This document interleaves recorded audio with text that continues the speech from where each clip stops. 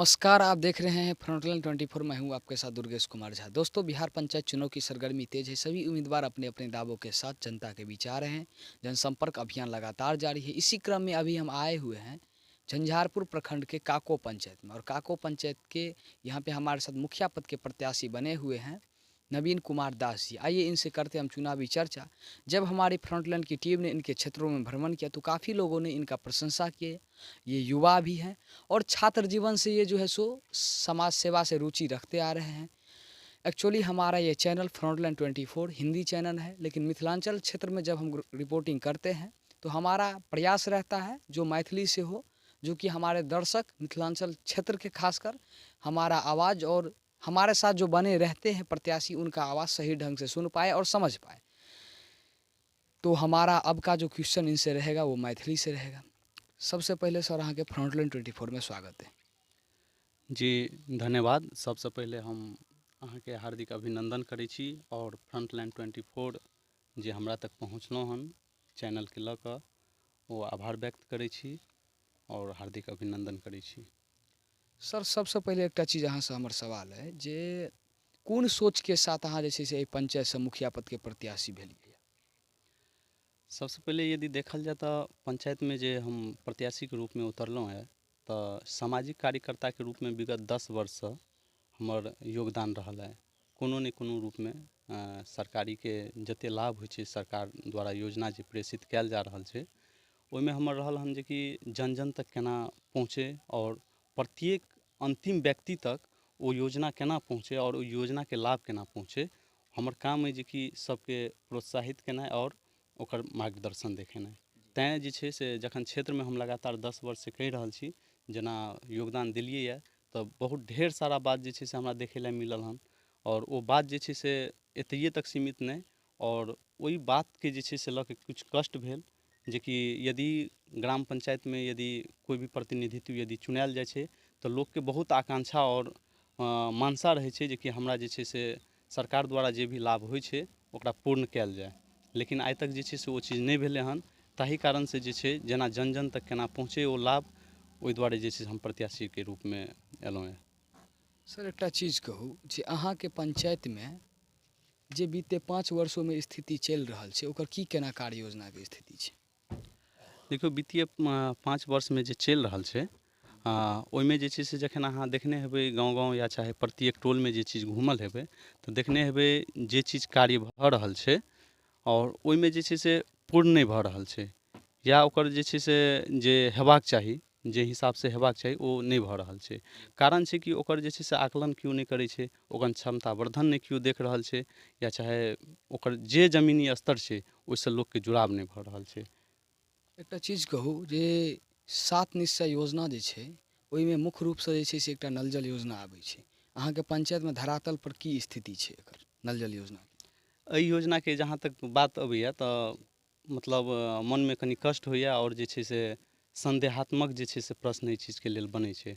अहाँ देखने हेबै जे कि अपन जे हमर काको पंचायत अइ ओहिमे 15टा वार्ड छै और 15टा वार्ड में महज कुछ वार्ड छोड़ के 2-4 गो 5 गो वार्ड छोड़ के अहाँ घर घर जाके देखियौ या चाहे रोड सड़क पर जाके देखियौ तऽ ओकर जे छै से पाइप जे छै से एना के मिलत लेकिन ओहिमे टोंटी लागल नहीं मिलत या कतौ टोंटी मिलत तो ओहिमे से जल गिरैत नहीं देखबै या एहनो कते छै जे सिर्फ जे छै से अखन तक टंकी तक सीमित रहि गेल छै और वो जे छै से अखन तक जल के काम नहीं भेलै हन। जबकि महत्वाकांक्षी योजना सरकार के द्वारा ई 7 निश्चय योजना में जुड़ल छलै।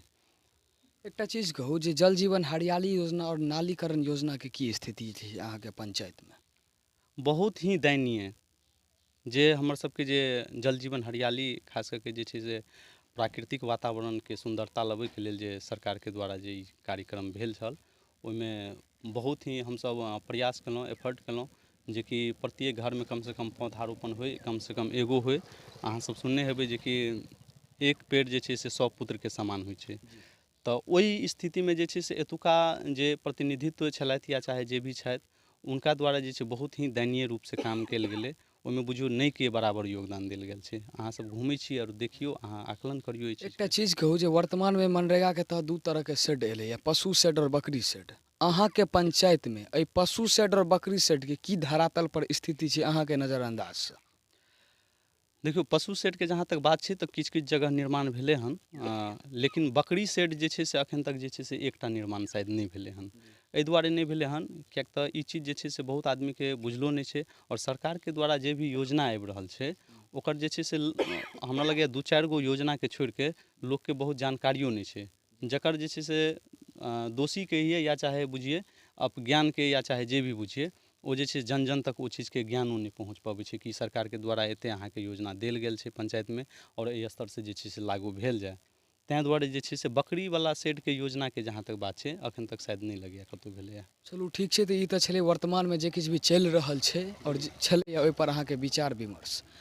यदि एहि पंचायतके काको पंचायतके मतदाता यदि अहाँके मुखिया पदपर बैसबै छथि आशीर्वाद दऽ कऽ, तऽ अहाँके पास की कार्य योजना छै आओर केना की स्टार्टिंग करबै अपन योजनाके? मुख्य योजना की रहतै अहाँके? देखियौ मुख्य योजना रहतै, सबसँ पहिले तऽ जे युवा वर्गमे हम ढलि रहल छी, पलि रहल छी आओर बढ़ि रहल छी, तऽ हमर सबसँ पहिल प्राथमिकताके आधारपर यदि देखल जाय तऽ जतेक भी काम रुकल छै सरकारके द्वारा जे योजना देल गेल छै ओकरा पूर्ण केनाइ रहत। सङ्गे सङ्गे जे छै से शैक्षणिक जे छै व्यवस्था, देखैत हेबै जे कि हमरा सबके पंचायतमे अब्दुल्ला टोल पड़ै छै आओर मुस्लिमके बस्ती बहुत जगह एहन छै जतऽ जे छै से मदरसा निर्माण नहि छै, जकर हमर प्राथमिकता रहत जे कि ओतऽ जे स्तरसँ होइ या चाहे हमरा जतऽ आवेदन देने होइ या चाहे निवेदन केने होइ ओतऽ हम प्रयास करब जे कि कमसँ कम ओतऽ एगो मदरसा बनै।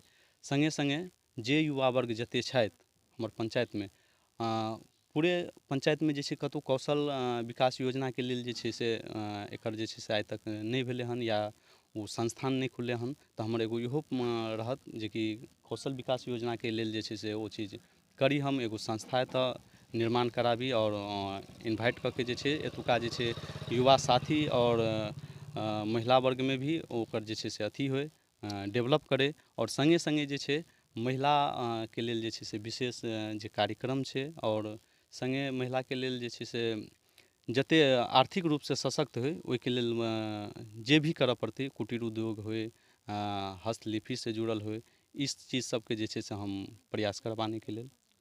रोजगारके सम्बन्धितमे होइ छै कि जे हरेक पंचायतमे जे छै से महिलाके आधी आबादी होइ छै, अहूँके पंचायतमे हेतै, आओर युवा पलायन कऽ रहल छै, तऽ रोजगार एहि दुनूपर की जोर रहतै अहाँके?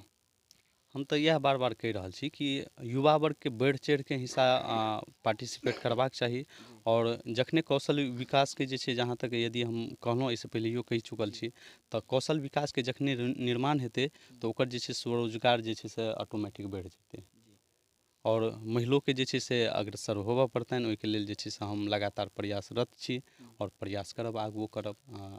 मुखिया जीके 5 सालके कार्यकाल अहाँके केहन देख रहल छियनि अपना नजरअंदाजसँ? जतेक भी निन्दा कयल जाय एहि मतलब अथीमे ओ जे छै से कम पड़ि जायत, ताहि दुआरे हुनका बारेमे हम किछु नहि कहि सकै छी।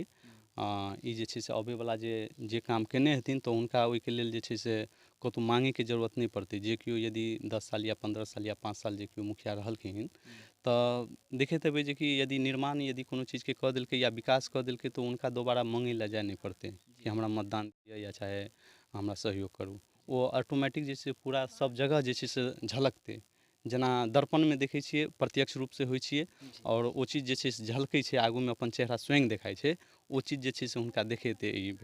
एहिबेरका जे छै पब्लिक मूवमेंट छै आओर युवाके जे छै से जखने चुनाव भऽ के अबै छै युवा वर्ग तऽ एहि चीज सबपर नजर छै, सब पब्लिकके नजर छै, सब मतदाता मालिकके नजर छै। अहाँके पंचायतमे कतेक वार्ड आओर कतेक मतदाता छथि? हमरमे जे छै से काको पंचायतमे 15 वार्ड अछि, ताहिमे जे छै से लगभगमे 8-10 हजारके बीचमे टोटल मतदाता मालिक छथि, ओहिमे महिला पुरुष वर्ग दुनू छथि। एकटा चीज कहू जे लास्टमे अहाँ अपन मतदाता मालिकसँ की आग्रह आओर निवेदन करऽ चाहै छी?